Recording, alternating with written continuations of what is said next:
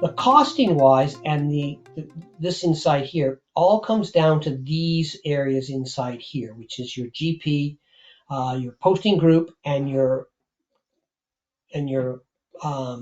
inventory posting group. And I'm just going to go into the posting groups and talk about this a bit. So what we've got is I got retail, and let me just go. Let me just bring this up and go to show details, and we go setup. So when I go into the setup for retail, here's a list of all the retail. And this right now is showing all the different sites that I have in my system. So I have a large number of sites because I have set up trucks, but there's my north site there. And you'll notice that I get an inventory account.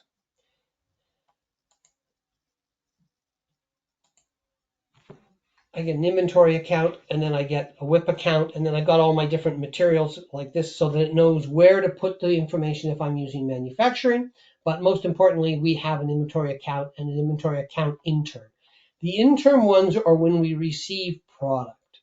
Unlike GP, it does not put the product directly into inventory when you receive goods from a purchase order. So when I get a purchase order and I receive the goods, if I wanted to post a GL entry prior to getting the invoice, which is what we covered in the AP session of this,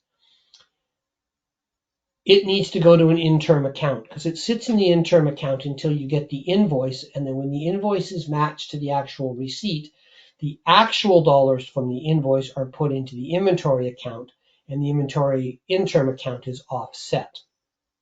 So what happens is it reverses the first entry and puts in a new one so that you've got the right cost in your inventory control. So that's basically what it looks like by inventory set, but by the posting setup.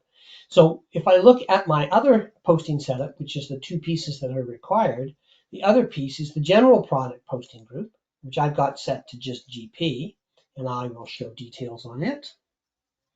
And again, this one came migrated. This data set is, so there it is there. There's my GP. I've got it filtered down to GP and GP.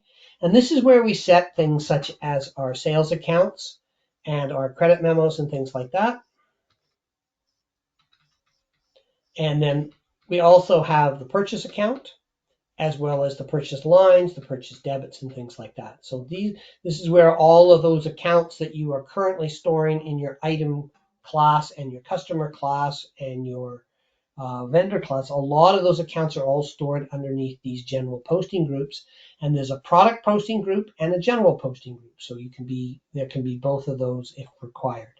And then you can change those accordingly. So those match up to when I'm in items inside here. When I click on my class, they match up to these accounts, which is the inventory, the cost of goods, the sales, the markdowns, and things like that. These are the same GL codes. In GP, these are stored at the class level on the item. They are then stamped on the individual item. There is no GL code attached to an individual item inside Business Central. The GL codes are attached to posting groups, and posting groups are attached to items. So there is no one-to-one relationship. You would have to set up a different posting group if you wanted a different GL code for specific items. So you'd have different posting groups, much like classes.